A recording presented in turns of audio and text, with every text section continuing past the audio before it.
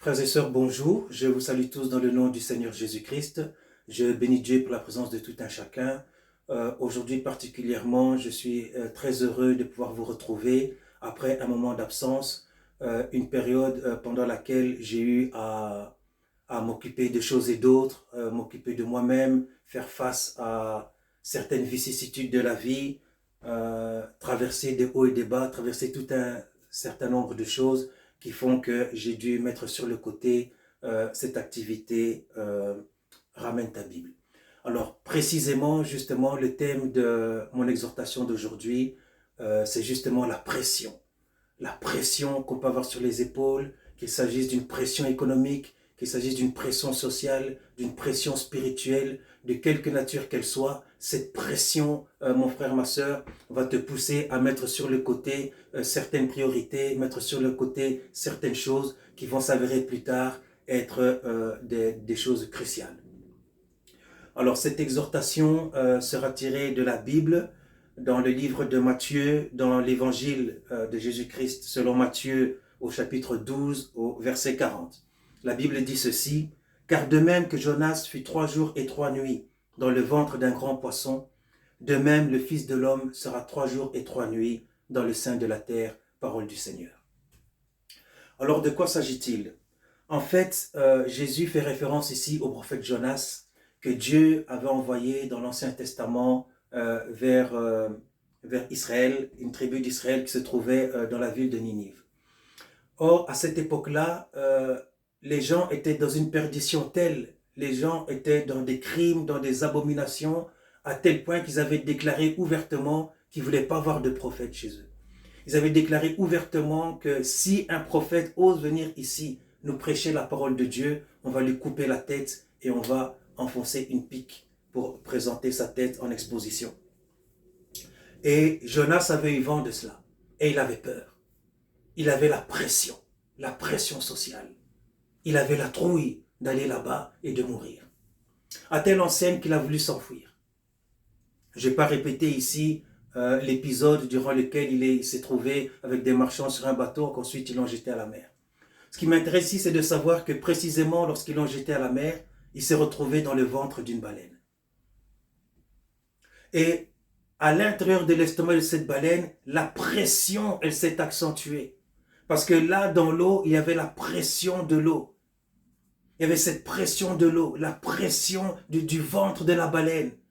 Et au bout d'un moment, il n'en pouvait plus. Au bout d'un moment, il a trouvé que la pression des gens de Ninive, elle était moins importante que la pression de la baleine. Il a trouvé qu'il valait mieux mourir peut-être là-bas sur terre que de mourir là, dans le ventre de cette baleine. Et très souvent dans la vie, mon frère, ma soeur, tu vas constater que lorsque tu mets sur le côté une priorité, par exemple, ou lorsque tu évites de faire certaines choses parce que tu as peur de ce que ça va donner, tu vas te rendre compte que l'inaction procure plus de pression encore que l'action.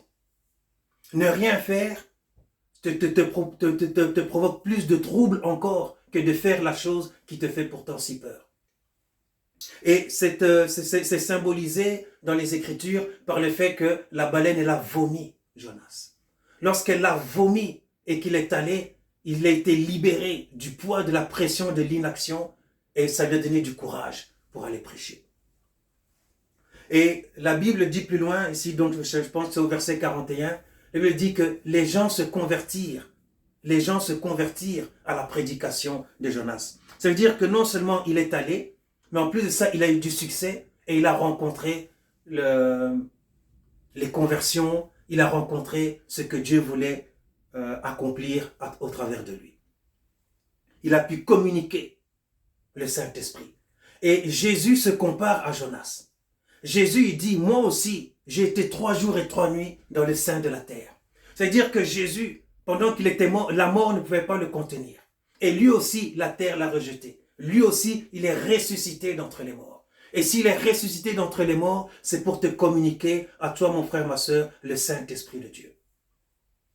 De la même manière, lorsque Dieu t'envoie d'aller prêcher des âmes, lorsque Dieu t'envoie d'exhorter, lorsque Dieu t'envoie de donner ton témoignage à tes amis, à ta famille, tes collègues de travail, ou lorsque Dieu te donne tout simplement l'ordre de bâtir un ministère pour sa gloire, Tu dois comprendre une chose. C'est pas pour toi que tu le fais. Si tu le fais, c'est pour les âmes que Dieu veut sauver. Si tu le fais, c'est pour des gens qui sont ça et là, dans la rue, qui sont dans des problèmes de quelque nature que ce soit la drogue, que ce soit le chômage, quelle que soit la criminalité, quel que soit le péché auquel ils sont en train de faire face, quelle que soit l'humiliation qu'ils sont en train de traverser, quel que soit l'opprobre qu'ils sont en train de vivre. Eux, ils cherchent une solution. Ils cherchent une solution. Et certains, même sans en être conscients, prient à Dieu. Vous connaissez tous l'expression, mais qu'est-ce que j'ai bien fait, qu'est-ce que j'ai pu faire au bon Dieu pour qu'il m'arrive de telles choses? Et Dieu répond à de telles prières. Dieu peut t'envoyer toi, mon frère, ma soeur, pour aller prêcher à cette parole, pour aller prêcher à cette personne, pour lui communiquer ne serait-ce qu'un verset, ou ne serait-ce que donner ton expérience. Tu as fait toi-même l'expérience de quelque chose, même si tu ne pries pas, mais tu as expérimenté Dieu. Peut-être que tu as échappé à un accident de voiture. Peut-être que tu as perdu un être cher et tu t'es relevé. Peut-être que tu as perdu ton travail et tu as traversé cette période de chômage sans trop de dégâts. Maintenant, tu peux exhorter, encourager quelqu'un. Et Dieu t'envoie pour le faire. Si tu ne le fais pas, cette personne vers qui Dieu t'a envoyé, elle va rester dans la désolation, elle va rester dans cette situation. Elle va peut-être penser même un jour que Dieu n'existe pas.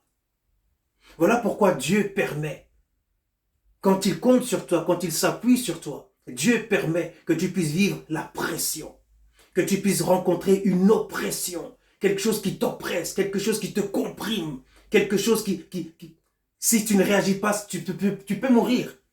Ça peut te faire craquer si tu ne réagis pas. Dieu va permettre une telle situation pour que tu puisses te réveiller. La Bible dit, Dieu réveilla l'esprit de Cyrus, le roi de Perse, qui fit faire de vive voix et par écrit une proclamation. Mon frère, ma soeur, Dieu peut envoyer dans la ville un homme de Dieu venu de très loin, en une croisade d'évangélisation par exemple, qui va libérer une parole pour ressusciter la vocation qui dormait en toi, pour ressusciter des hommes de Dieu qui s'ignorent, des serviteurs et des servantes de Dieu qui n'ont pas conscience d'avoir été appelés au ministère. Dieu va envoyer de tels gens, Dieu va libérer une telle parole dans la ville pour susciter en toi la rage, la colère, le réveil, pour que tu reviennes à toi-même et que tu saches où sont les priorités, où doivent être les priorités. Oui, bien sûr, tu travailles, peut-être que tu as 2 boulots. À côté de ton travail, tu fais des études, tu as une vie de famille. En plus de cette vie de famille, tu vas à l'église, tu fais du sport, tu as beaucoup d'activités. Dieu ne refuse pas que tu aies autant d'activités. Mais il faut savoir où sont les priorités. Il faut savoir pourquoi Dieu il compte sur toi. Quels sont les enjeux de ton ministère? Quels sont les enjeux de ces vidéos que je suis en train de poster, de ces capsules que je suis en train de poster sur le net? Quels sont les enjeux d'un verset biblique qui peut être dit, que tu vas entendre? C'est une parole qui va remonter dans ton cœur le jour où tu en auras besoin. Le jour où tu auras besoin d'être sauvé, tu auras besoin d'échapper peut-être à la mort. J'ai un ami, je connais quelqu'un qui il n'y a pas si longtemps que ça. Il s'est trouvé dans une situation,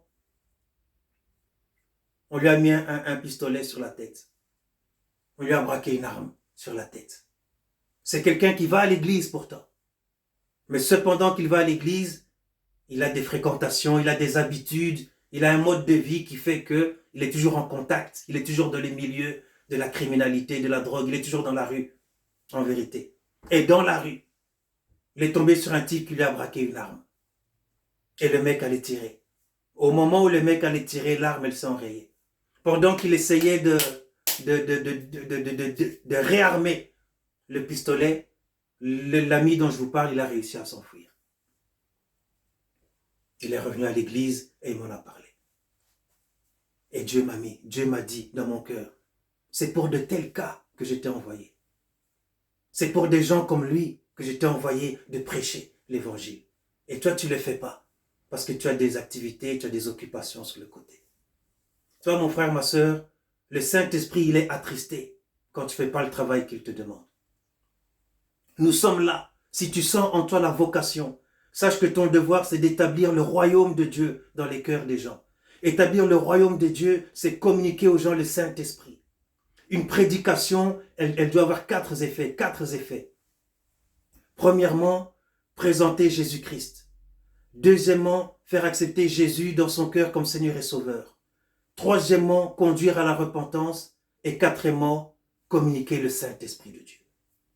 Sache-le, mon frère, ma sœur, j'espère que tu te reconnaîtras à travers cette capsule.